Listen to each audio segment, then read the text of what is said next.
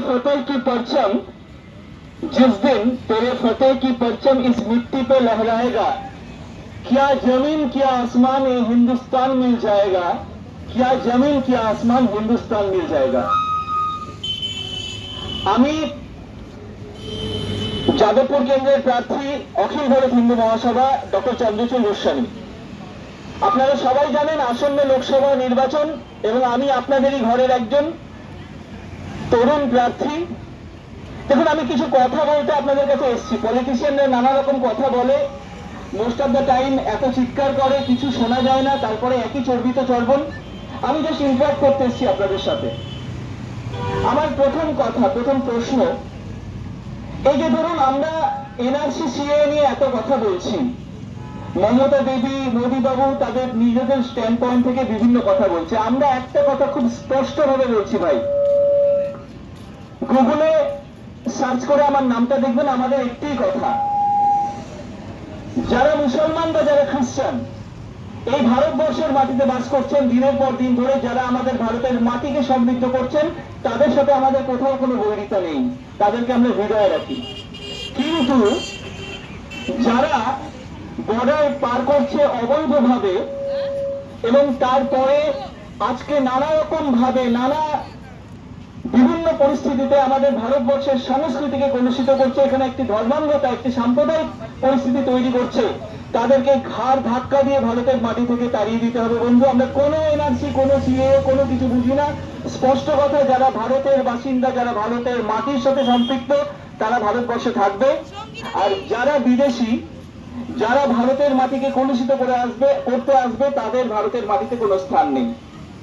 আমাদের দ্বিতীয় কথা, আজকে ভেবে দেখুন আপনাদের ঘরের আমার ছোট ছোট ভাই বোনেরা তারা যখন স্কুলে অ্যাডমিশন নেয়, তাদেরকে অ্যাডমিশন টেস্ট দিতে হয়, অথচ আপনারা কখনো ভেবে দেখেছেন যে আমাদের যারা এমপি এমএলএ তারা টিপ ছাপ দিয়ে সই করে, তারা নিজের নামটা পর্যন্ত লিখতে পারে না। এইটা ভারতবর্ষ?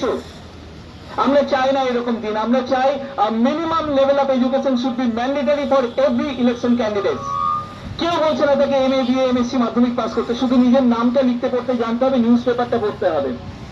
আজকে আমরা সবাই দেখুন, কেউ এসসি কেউ এসটি কেউ ওবিসি, তারা বিভিন্ন সুযোগ সুবিধা পান, আমাদের কিচ্ছু আপত্তি নেই। যারা সুবিধা পান তারা আরো বেশি করে সুবিধা পান, সবাই যেন পান, সেদিকে আমাদের অবশ্যই নজর থাকবে। কিন্তু যারা জেনারেল কাস্ট, তারা তো বানের জলে ভেসে আসেনি, তাদেরকে সুযোগ সুবিধা দেওয়া হবে না কেন? যদি রিজার্ভেশন দিতে হয় তাহলে রিজার্ভেশন ফর অল। আর লাস্ট বাট নট লিস্ট আরেকটি কথা বলে দিয়ে যাচ্ছি, সেটা হচ্ছে আমরা নেতাজি সুভাষচন্দ্র বোসকে সবাই ভালোবাসি। আপনি দেখবেন আমার বন্ধুরা এবং আমার যে টি শার্ট তাতে লেখা রয়েছে আমার মহাত্মা। আচ্ছা, কখনো ভেবে দেখেছেন যে নেতাজি সুভাষচন্দ্র বোসকে 23শে জানুয়ারিতে আমরা মাল্যদান করছি, আর তারপরে 26শে জানুয়ারিতে একটি চশমা পরা দাদু তার ছবিতে মাল্যদান করছি? এটা নৈতিক? আমরা কখনো আমাদের পরের জেনারেশনকে, আমাদের বাবা মায়েরা কখনো কি আমাদেরকে জানিয়েছেন যে কেন নেতাজি সুভাষচন্দ্র বোসকে প্রথমে কংগ্রেস ছাড়া এবং তারপরে ভারতবর্ষ ছাড়া হতে হয়েছে? কাজে নেতাজিকে যদি প্রকৃত সম্মান দিতে হয় তাহলে অবশ্যই প্রকৃত ইতিহাসটা সবার সামনে আনতে হবে। আমরা স্পষ্ট দাবি করছি, Gandhi can never be father of our nation. Again I repeat, Gandhi can never be father of our nation. যারা গান্ধীকে মানেন তাদের সাথে আমাদের কোনো আপত্তি নেই, কোনো বৈরিতা নেই, তারা মানতে পারেন।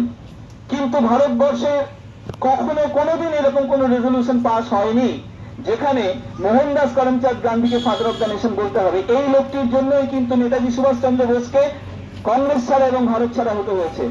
এই গান্ধীর জন্যই কিন্তু আজকে যখন ভগৎ সিংয়ের ফাঁসি হয়েছে তখন কি ভূমিকা ছিল গান্ধীর, সেই ইতিহাসগুলো সেই কথাগুলো কোনো রাজনৈতিক দল বলবে না। আমি আপনাদের ঘরের সন্তান ডক্টর চন্দ্রচূড় গোস্বামী, আপনাদের কাছে এই সমস্ত আর্জি এবং আমাদের হৃদয়ে আমরা যেটা ফিল করি সেটা বলে গেলাম।